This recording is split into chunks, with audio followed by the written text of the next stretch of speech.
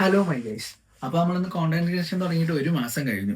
അപ്പോൾ എനിക്ക് ഈ കോണ്ടന്റ് ക്രിയേഷൻ തുടങ്ങിയതിലൂടെ എന്തൊക്കെ കാര്യങ്ങൾ മനസ്സിലായി, അതിനെക്കുറിച്ചൊക്കെ നമുക്കിന്ന് സംസാരിച്ചാലോ?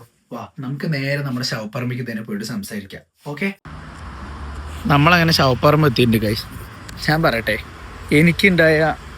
എനിക്ക് മനസ്സിലായ കാര്യങ്ങൾ എന്തൊക്കെയാണെന്നറിയോ? First one, consistency pay for you. രണ്ടാമത്തെ കാര്യം, നമ്മൾ ഏറ്റവും കൂടുതൽ സപ്പോർട്ട് ചെയ്യണത് നമ്മളെ അറിയുന്ന ആൾക്കാരല്ല, നമ്മളെ അറിയാത്ത ഓഡിയൻസ് ഉണ്ടാവുമല്ലോ, അവരാണ് ഏറ്റവും കൂടുതൽ സപ്പോർട്ട് ചെയ്യണത്.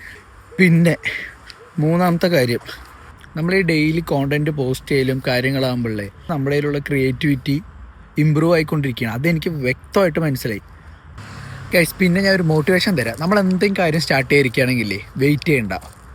നമ്മൾ ഇന്ന് സ്റ്റാർട്ട് ചെയ്താൽ നമുക്ക് നാളെ ഇമ്പ്രൂവ് ചെയ്യാം. പക്ഷെ നമ്മൾ ഇന്ന് വെയിറ്റ് ചെയ്താൽ